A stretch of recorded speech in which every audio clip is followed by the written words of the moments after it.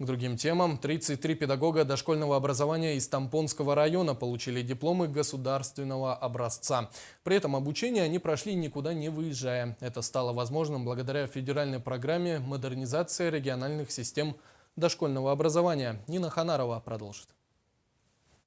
В Хандыге в канун Нового года 33 педагога дошкольного образования получили дипломы государственного образца и стали дипломированными специалистами в сфере дошкольного образования, завершив третью окончательную сессию и успешно сдав 6 экзаменов и 17 зачетов, не выезжая за пределы района.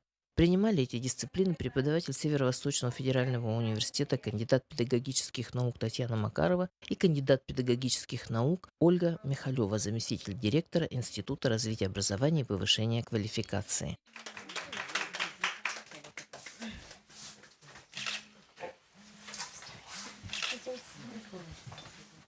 Это стало возможным благодаря подключению Республики Саха-Якутия к федеральному проекту модернизации региональных систем дошкольного образования. Тампонский район, согласно договору с Институтом развития образования, наряду с городами Вилюйск и Мирный, одним из первых вошел в эту программу. В связи с введением новых профессиональных стандартов ограничивается право воспитателей, не имеющих специального диплома, преподавать в сфере дошкольного образования.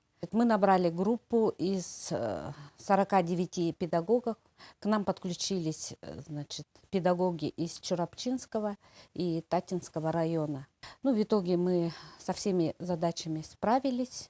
Практически все педагоги получили красные дипломы и осуществили удачные инвестиции в образование, сделав тем самым себе прекрасные подарки перед Новым годом. Нина Ханарова, Джоустан Толстяков, НВК Саха, Тампонский.